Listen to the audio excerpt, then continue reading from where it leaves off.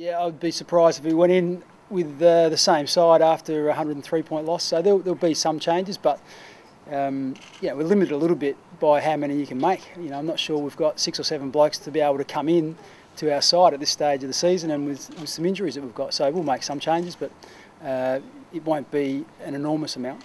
Taylor Walker, Aidan Riley, both of those play? Yep, they'll both play. Aidan will make his debut, which is fantastic for him. Taylor will come into the side and play as well. So both those guys will get an opportunity. 2 young players for our footy club. Is Taylor underdone? Is Taylor underdone because he's 4 weeks off, 1 game, suspended 1 game? Well, we'd like him to have played a bit more, but at some stage we have to put him in our side and play him. So I'm confident that with the way we rehab our players and that from his knee injury, he's fine. That's feeling good. In terms of the week off with suspension, he did a power of work that week, so we tried to replicate as best a game. So, it's been he's really got 3 weeks of work under his belt, so I think that's enough. Is he sure on the knee? Oh, absolutely. Yep, fine.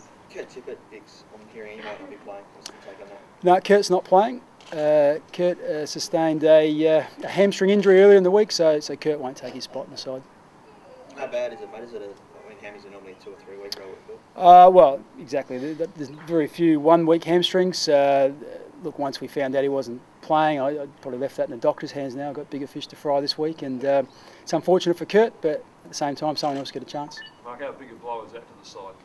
He's been your go-to man.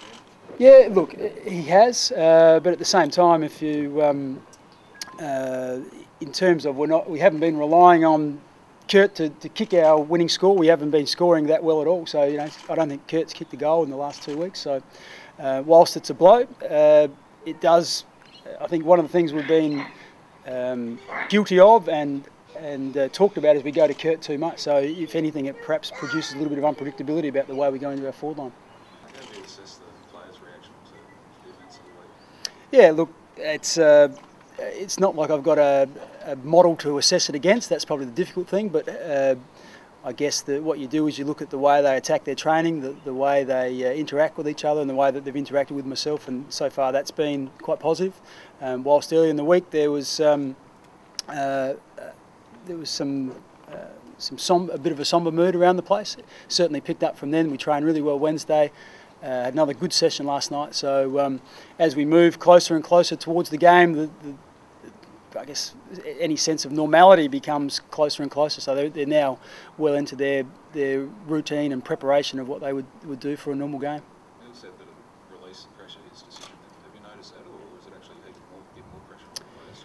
No, look, that's one of the things that I'm hoping to achieve, is to try and simplify it a little bit for them, so they can feel as if it is a release. But at the same time, we probably won't know that until the game starts and we see how they perform. But certainly we're hoping that there will be some sort of release, and that they'll be able to come out and play with the feeling that they aren't quite as burdened as what they have appeared over the previous couple of weeks. So what will the Mark Bickley stamp be on this game?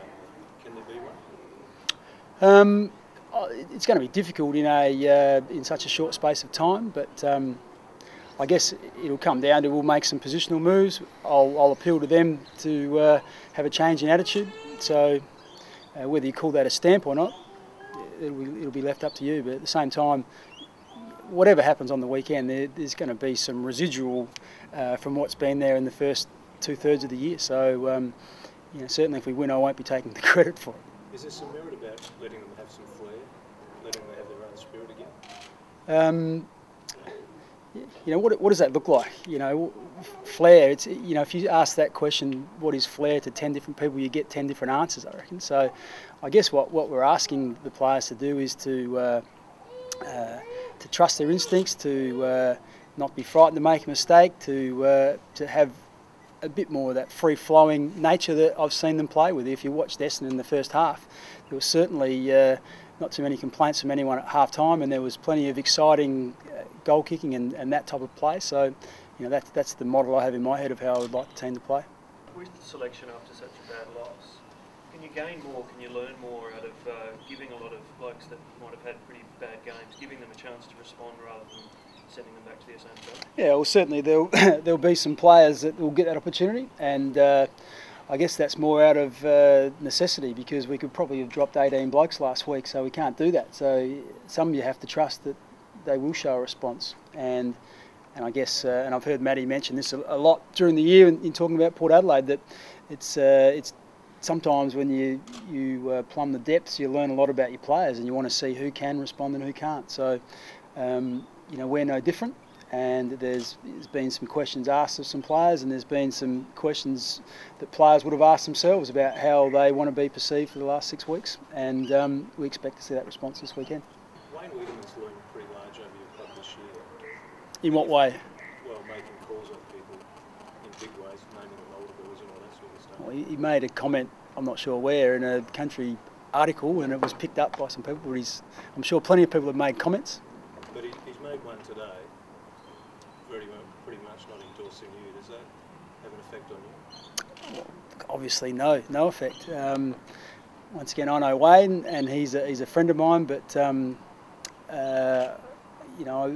not sure when he's actually observed or been in at the footy club and seen what I do. So just like Wayne coaches, and I don't know if Wayne's a good coach or a bad coach, because I haven't actually seen him what he does. So one of the things that is great about this country is people have opinions, and just like you guys do, you put your mark on them and you stand by them. So Wayne has his say, that's fine. I'm sure he won't be the last bloke to question my capabilities. So when did you make the call on Kurt? I'm just trying to think. We gave him as long as we could. We had he had some trouble during the week with his back and his glute, and then he felt it in his hamstring, and we had some scans and stuff done. So once again, it was just a matter of gathering all the information, and it appears that it's it's not one that's touch and go. So he's probably going to miss a couple of weeks. So it was probably yesterday or late afternoon. So is it a strain, tear, or back related? It's a strain. That force in hand regarding Taylor would have played regardless. Because of everything that happened, did you still have time to rake over the loss against the Kilda, or did you let them almost start afresh this week? We did that really early on and got that out of the road, and the players did a lot of that themselves, where they met very early on in the piece to just to make sure that everyone was clear that how unacceptable that performance was. So that was put to bed really quickly, and then since then it's been looking forward. Mark Taylor's always been in and out of the side. With Kurt gone and him back, he's given him a chance to really stamp his authority in the AFL now next 3 or 4 weeks. Yeah, we just have to remember a little bit with Taylor. Taylor's 21 or 22. There's very few that come in and just stay in, as a 18 or 19-year-old and don't go out. So the first couple of years that Taylor was up and down is quite normal. Certainly this year we would have loved him to have come in and stamped his authority on the competition, and he through some form early on and then injury hasn't been able to do that. So Taylor's pretty clear about what the expectations are of him. He's excited with the opportunity that he has, and he's looking forward to making sure that the last 6 weeks of this footy season don't go to waste. It's game day for us. How are you feeling personally? You said on Tuesday that I was nervous and a bit dominant. Yep. Still Oh no, I think, as I mentioned with the players, the routine as the game day closes in is good for me. I think the less talking I'm able to do and the more coaching, obviously, is the better. So it started to settle down a bit the last day and a half. So after today, it's pretty much footy only then. So look forward to training tomorrow morning, getting the players organised, and then obviously turning up on Sunday to make sure that we get the performance that we're looking for. Mark, after what you saw last week, is there a rethink of what you do with John Cobb? A little bit. I guess it's one of the things you need to be very careful on is that we don't want to judge Graham on one game. Graham is he's played 200, and he's probably the amount of games that he played like last week. You could probably count on one hand, I would suggest, because it wasn't one of his better games. So what we have seen with Graham is that he gives us enormous drive out of the fence, and previously what we have seen, he's been able to do that at the same time as looking after some opponents, and he's performed really well against Port Adelaide in the past. So we'd expect Graham to return to some of the form that he's shown this year. Is there merit playing him out of the back six? No. Mark, you're obviously making some personnel changes this week, but will you throw a few positions around as well? Yeah, we will. And I think it'd be silly to go in exactly the same. So we'll do a few things differently. But once again, you don't throw them all up in the air. You make some slight changes, and some of them may work and some of them might not. But we'll have a look. You guys have gone head-to-head in showdowns as captains against each other. Do you feel a bit funny going as coaches now? Look, I don't. Unfortunately, when I played against Matty all the time, they tended to win. If you look at there's been some runs in showdowns where Adelaide won a few, then Port Adelaide had a run, then Adelaide have had a run, and then Port Adelaide have now back, I think, 5 of the last 6, Matty. So, unfortunately, my career coincided with the 6 or 8 losses in a row. So, yeah, that's the way it goes. Hopefully we can start to change that momentum of what's happened in recent times and get back on the winners list. I think first and foremost, the club needs to respond from last week. So we need to pick a side which can do that for this week. It's really important for our club. Balfours Showdown 31, it's a big occasion. I'm hoping that we're going to get a really big crowd there. It's a Crows home game. We love it when the 19th man come along and they get behind our players, and I think our players would really appreciate a show of support. So, that's what I'm looking for this week. Hayden Riley gets a crack. Yes, yep. So fantastic for him. Really good story for our footy club. He's from our New South Wales scholarship group of players. It's not going to fall down, is it? I'm worried about it. And Aiden's